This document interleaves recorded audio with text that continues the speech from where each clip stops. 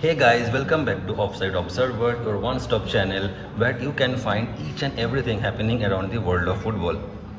So this video is specially about the transfer market that happened few days back, starting from June the 1st to June 10th. First, let me give a brief overview of why this transfer market window is happening right now. This window was not supposed to happen unless and until it wouldn't have been for the FIFA Club World Cup that is happening in USA and Mexico. So the transfer market, this special transfer market has opened from June 1st and will continue till June 10th, where each and every club, whether it's participating in the transfer market or not participating in the transfer market, will have the opportunity to sign players. So in this brief roundup of what happened in the past week with the football transfer market, we will start with Manchester United. We all know that Manchester United finished 15th or 16th in the last season of the Premier League, and they were really lacking the attack in terms of attacking options. In defense also they were not good. They were not happy with their goalkeeper Andre Onana, who has made a terrible mistakes. Okay, but I think United are on the right track as of now, because they, in spite of being 15th or 16th, okay, I am not sure in the exact position, but even after that they are pulling big signings. They have the Red Devils. They have signed Matheus Cunha from Wolves for 62.3 million pounds. I really rate Cunha a lot, actually, to be very honest. If you see Cunha's stats, last season he has played 33 Premier League games and he has scored 15 goals and has given 6 assists. So for a struggling Wolves side, that is a pretty good number actually. But again, in order for him to score goals at Manchester United, he has to get some assist or people behind him. Bruno, okay, Garnacho, if he stays, Mount, they also has to perform and has to provide him as well. So if you tell me to give this rating for Manchester, give this transfer rating for Manchester United as of now, it will be somewhere around 6 out of 10, because I am not sure whether Cunha will be able to solve 100% of United's problem at the moment. There's a lot of work that needs to be done, but yeah, Matheus Cunha is a very good signing in my opinion. And if you see United's pool, actually, okay, Bryan Mbeumo, who's being wanted by many clubs, not just United. Even at some point of time, Arsenal also wanted Mbeumo, but he chose Manchester United. I'm not sure whether the fees agreed or the personal terms between them will be a blocker or not, because Mbeumo wants 230,000 pounds a week, which is absolutely insane. So in spite of having 60 million transfer fees, 55 million base and 5 million add-ons, demanding 230,000 pounds per week for Bryan Mbeumo at Manchester United is absolutely insane, as I said earlier. Last season he played 38. Last season he played 38 games. Total goals plus assist he has given is 28, which is good, and this is also what Manchester United actually needs. But the salary, okay, the wages, weekly wages is a huge issue for United, because most of the clubs at this point of time has a particular wage structure, and they do not want to go above, say, XYZ 1,000 pounds per week in their wage bill. So I'm not sure whether this transfer will go through or not, but we have to wait and watch and see that whether United can pull this off. If United can pull this off, it will be a good addition. Mbeumo through the middle, Cunha in the left, and they have to find someone on the right as well. Amad Diallo can play through the right, but I don't think he is a very consistent player. Okay. Since now the absolutely crazy part about this deal is that Mbeumo deal can fall off. In case Mbeumo deal did not go through, Viktor Gyökeres has already given United a green light. He does not want to join Arsenal Okay, he does not want to join Arsenal. He wants United, and this shows the pull United have. In spite of finishing very low in the league, in spite of not having Champions League football, United can pull these kind of players like Gyökeres. So we'll see what happens with Gyökeres and Mbeumo in the future. So, but now let's move on to Chelsea. So now moving on to Chelsea. So Chelsea has been for the last few years, their main strategy is to recruit young players, nurture them, train them, and help them getting matured in footballing sense or knowledge. So maintaining that trend, Chelsea has finally signed a very good striker in Liam Delap for say 30 million pounds from Ipswich Town. We all know Ipswich has been relegated, but despite of that relegation battle which Liam Delap was fighting, he has scored 12 goals for a relegation fighting team who ultimately got relegated. So I think that Liam Delap can be a good signing for Chelsea, and we all know that Palmer has an Enzo Maresca, who is the manager of Chelsea, head coach of Chelsea. Both three of them has been working together. Had worked together during Manchester City. They have a good a sense of linking up between themselves. So I think Palmer, especially in order for Liam Delap to score, Palmer has to provide a lot, and I think Palmer will provide, who has now got the number 10 T-shirt. If you guys do not already know, so Liam Delap can be a good signing for Chelsea. I know he has taken the cursed number 9 jersey.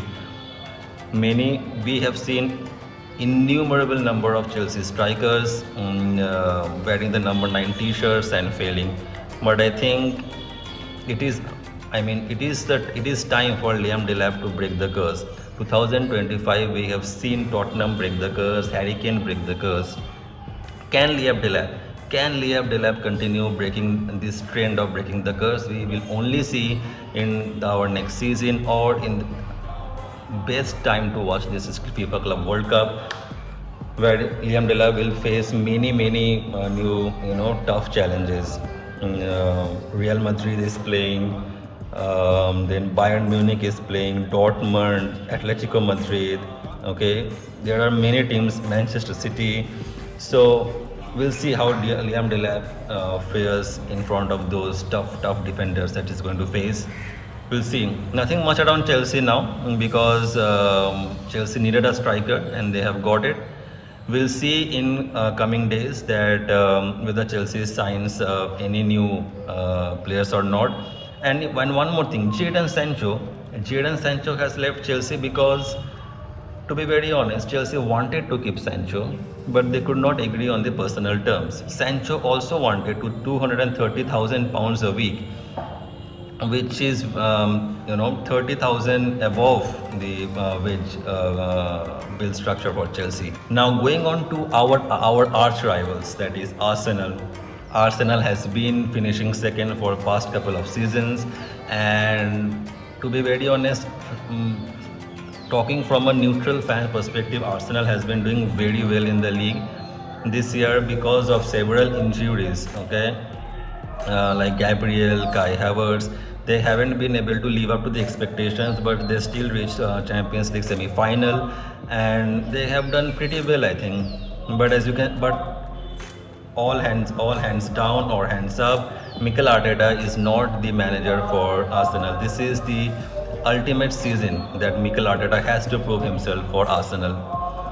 If he does not win a trophy this season, okay, he has to win a trophy, or whether a League Cup or Premier League, FA Cup or Champions League, I don't think Arsenal will win.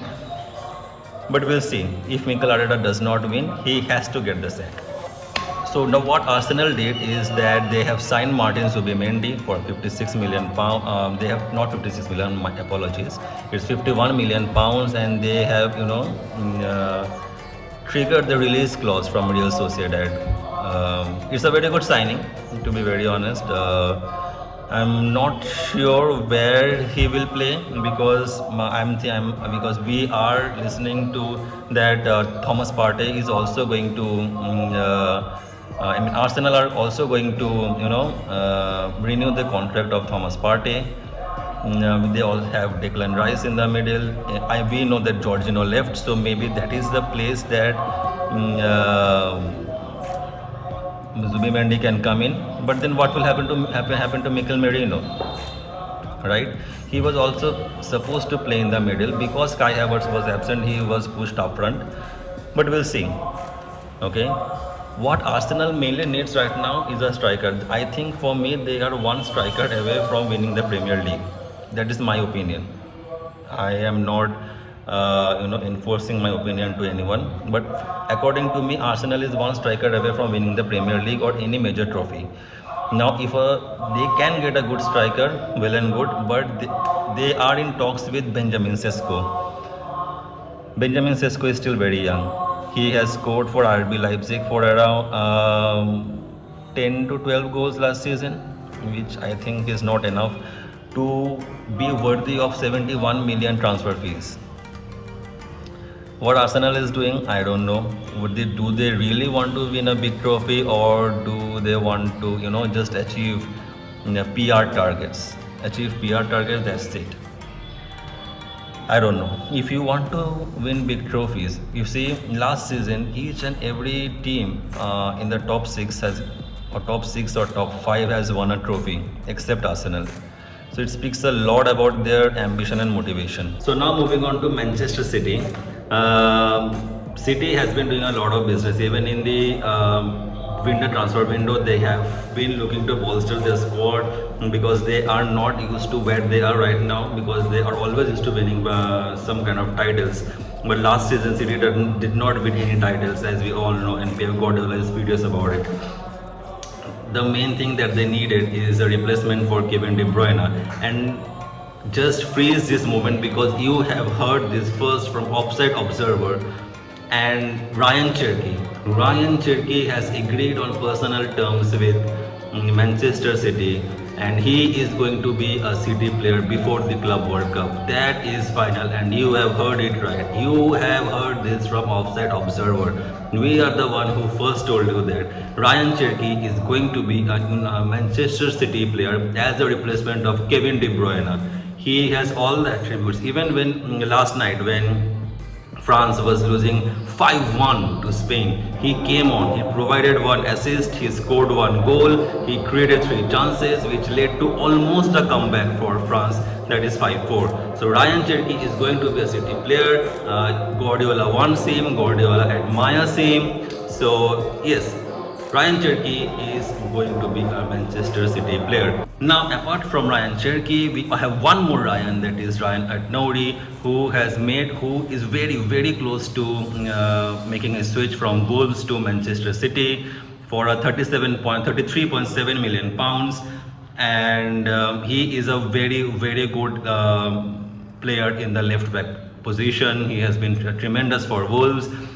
Out of 37 appearances, he has scored 4 goals and 7 assists, which is a very good number for a left back, to be very honest. We have Guardiola admires him, and he is all set to become a Manchester City player before the Club World Cup, because City are pushing for getting as many players as possible before the Club World Cup. So Rayan Aït-Nouri to Manchester City, here we go. Now if we move on to Tottenham, thing that they have done in the last year, that is winning the Europa League, is kudos to Ange Postecoglou, who has given them a trophy after 17 years. But what did Daniel Levy and Tottenham do? You just cannot sack a manager of the stature like Ange Postecoglou.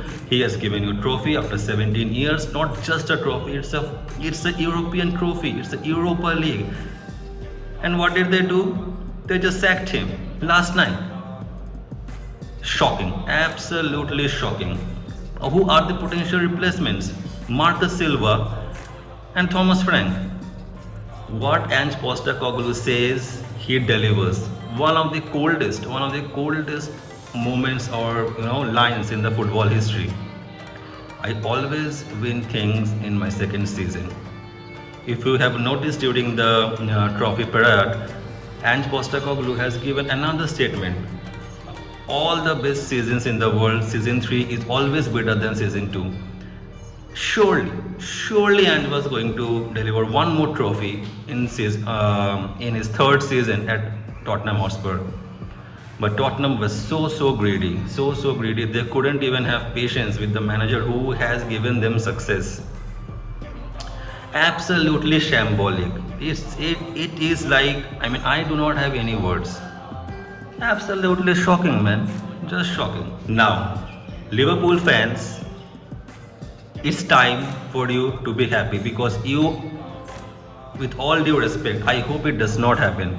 Okay, being a Chelsea through and through, I hope it does not happen, but I'm going to say it. I think Liverpool is going to be a very tough opponent and a team to watch for the next 2 or 3 seasons, if, and I think they will, and they already have actually, they are going to sign Florian Wirtz from Bayern Leverkusen for 113 million pounds. Crazy numbers. Okay, they have let Trent Alexander-Arnold go for free. In his place, they have signed Jeremy Frimpong, a similar kind of player. So it's like Alexander-Arnold never left. Okay, but they are very close to signing Florian Wirtz, and they will sign Florian Wirtz for 113 million pounds, and he is going to be a maestro in the midfield, according to me. Whether he is going to be a better signing than Rayan Cherki, whether he is going to handle all the tackles, all the defensive abilities of Caicedo from Chelsea, Rodri from City, only time will tell. But as far as we have seen, Florian Wirtz hands down is going to be, or is as of now, the greatest transfer of this season for Liverpool. Not only for Liverpool, for all of the football clubs combined together. Kudos to Liverpool for pulling Jeremy Frimpong and Florian Wirtz in the same transfer season. So yes guys, that is all for today. We have covered each and every transfer news, genuine transfer news, not rumors. I am repeating, not rumors. We have covered each and every genuine transfer news around the football football world over the past week. If any of the news comes true, always remember you heard it first from Offside Observer. We analyze things, okay? We go deep into the analytical model. We understand how things may happen, how things may happen in the future, how things will work around for different clubs. Based on that, we give all our results and all of our videos. We know that for the past couple of months we haven't been there because first of all my house was under renovation. Secondly, we all are working professionals, and it was a little bit tough to find out time for ourselves. But rest assured, starting from now onwards, we will post videos. We will cover each and every transfer news that will happen, and you will hear it first from this channel, Offside Observer. So subscribe to our channel, hit the bell icon, and adios amigos. Cole Palmer is Cole Man, Cole number 10 jersey.